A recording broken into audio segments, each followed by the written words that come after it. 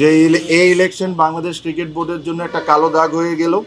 আপনারা বলেন বড় গলায় যে বাংলাদেশে ফিক্সিং বন্ধ করা লাগবে, আগে ইলেকশনের ফিক্সিং বন্ধ করেন, পরে ক্রিকেটের ফিক্সিং বন্ধ করার চিন্তাটা করি। আপনারা জানেন যে আমরা আজকে আমাদের নমিনেশনটা উইথড্র করেছি। আমি সহ প্রায় 14-15 জনের মতো এই জিনিসটা আমরা উইথড্র করেছি। আর এটা উইথড্র করার রিজনটা খুবই ক্লিয়ার।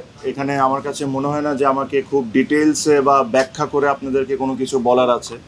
আমি শুরুর থেকে একটা কথা বলে আসছি যে ইলেকশনটা কোন দিকে যাচ্ছে বা কিভাবে হচ্ছে এই জিনিস নিয়ে আপনারা সবাই এখন ক্লিয়ার।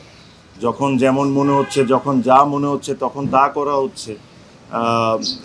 এটা আসলে ইলেকশন না, এটা ইলেকশন না। আর ক্রিকেটের সাথে এই জিনিসটা কোনো দিক থেকেই মানায় না।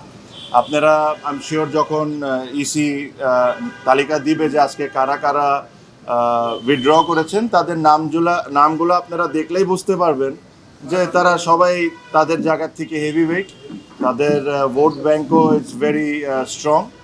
এটা হলো আমাদের একটা ওয়ে অফ প্রোটেস্ট, যে এখান থেকে এসে যে এই নোংরামির পার্ট আমরা থাকতে পারবো না। এখানে ধরেন বিভিন্ন ধরনের বিভিন্ন সময় অনেক ধরনের কথা বলা হয়েছে, but end of the day আমার কাছে মনে হয় যে এই নোংরামির সাথে আমরা কোনো দিক থেকে কোনোভাবে পার্ট রাখতে পারবো না।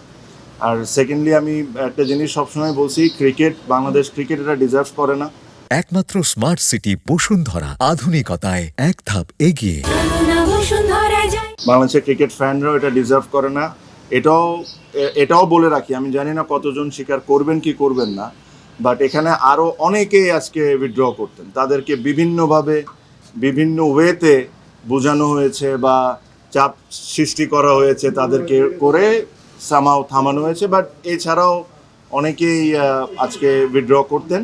তাও 15 জন যদি আজকে করে থাকেন, যদি আমি রাইট হয়ে থাকি, এটা একটা সিগনিফিকেন্ট নাম্বার। অলমোস্ট 50% আপনার উইথড্র করে নিয়েছে। সো আমি এই বিষয়ে কোনো এক সময় ডিটেলসে আপনাদের সাথে কথা বলবো যে কি হয়েছে কি হয় নাই। আমি একটা জিনিসই বলবো যে যারা বোর্ডে আছেন তারা যদি এভাবে করে ইলেকশন করতে চান করতে পারেন, জিততেও পারেন। বাট আজকে ক্রিকেট 100% হেরে গেছে, এটা নিয়ে কোনো সন্দেহ নাই। আপনারা বলেন বড় গলায় যে বাংলাদেশে ফিক্সিং বন্ধ করা লাগবে, আগে ইলেকশনের ফিক্সিং বন্ধ করেন, পরে ক্রিকেটের ফিক্সিং বন্ধ করার চিন্তাটা করি। সো আমার এর চেয়ে বেশি কিছু বলার নাই। আমার কাছে মনে হয় যে এটা স্পষ্টভাবে ক্লিয়ার সবার কাছে, কারা কারা কোন সময় কারা কারা কোন ধরনের ইনভলভমেন্ট এখানে রেখেছেন, কী ধরনের ইন্টারফারেন্স হয়েছে।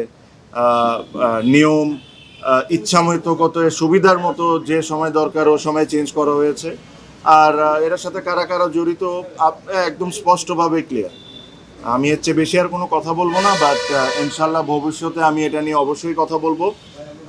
আমি আমার স্পিচ এই কথাই বলে শেষ করব যে এই ইলেকশন বাংলাদেশ ক্রিকেট বোর্ডের জন্য একটা কালো দাগ হয়ে গেল। আর এই ইলেকশনের পার্টের সাথে যারা আছে এরা আই এম শিওর তারাও বুঝতে পারেন যে ইলেকশনটা কোনো দিক থেকেই এটা একটা ইলেকশন ছিল না। সো থ্যাংক ইউ আমার তরফ থেকে। আমার এর চেয়ে বেশি আর কোনো মেসেজ দেওয়ার নেই।